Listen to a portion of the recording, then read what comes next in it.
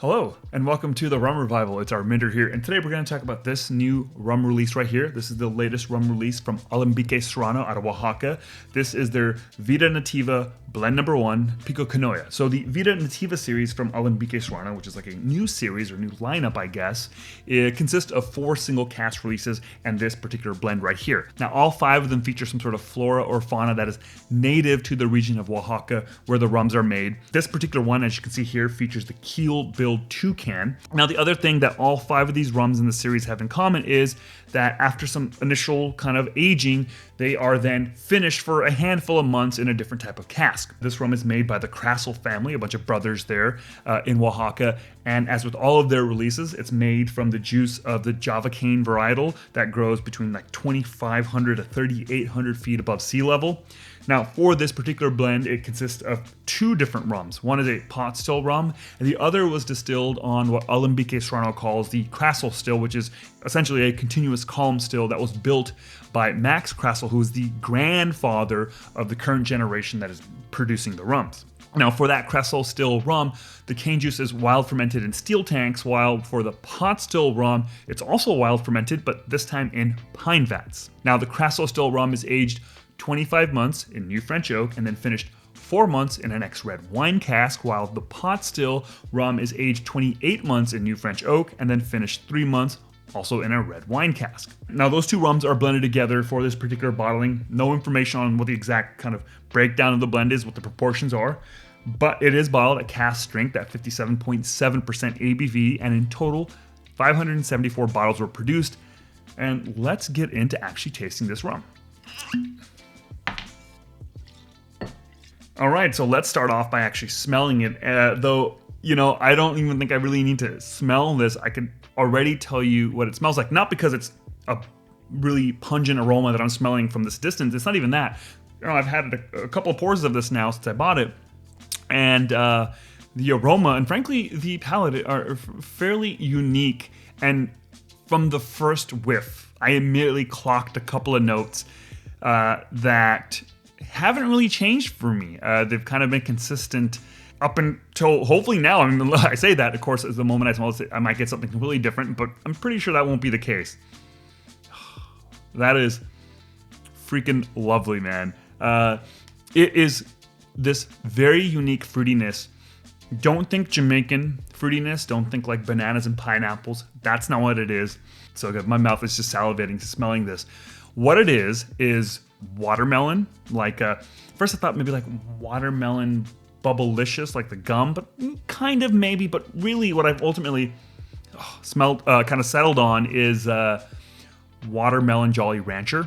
It smells like the taste of a watermelon Jolly Rancher, and I'm assuming there's a watermelon Jolly Rancher. I haven't had Jolly Ranchers in like decades, but it just brings back memories of that kind of intensity, the candied intensity of Jolly Ranchers.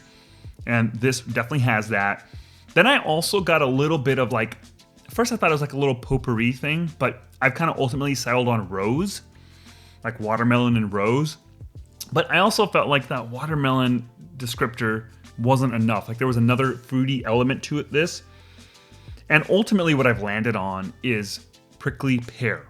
Watermelon, prickly pear. Now, I don't have a whole lot of experience with prickly pear, right? I know it's obviously used in a lot of Mexican cooking, or a decent amount of Mexican cooking, but that's not where I have the experience with it. I have experience with prickly pear from like syrups for cocktails, right?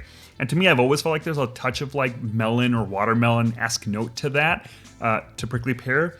And that's kind of what this is, that triangulation for me of watermelon, prickly pear, and rose. And again, it is a freaking delight, such a unique aroma. And I could smell this for days, though if I were to do that, it's a total tease because just like now, my mouth is salivating from this really refreshing fruity bouquet. Okay, anyways, I'm gonna shut up and take a sip. Quick little side note, shut up and take a sip for a hot minute was what I actually was gonna call this YouTube channel and my Instagram handle for a while. Shut up and sip, or shut up and take a sip, or something like that. Ultimately, I decided not to be so aggressive and just went with the Rum Revival, but I still think about that every now and again. Anyways, cheers.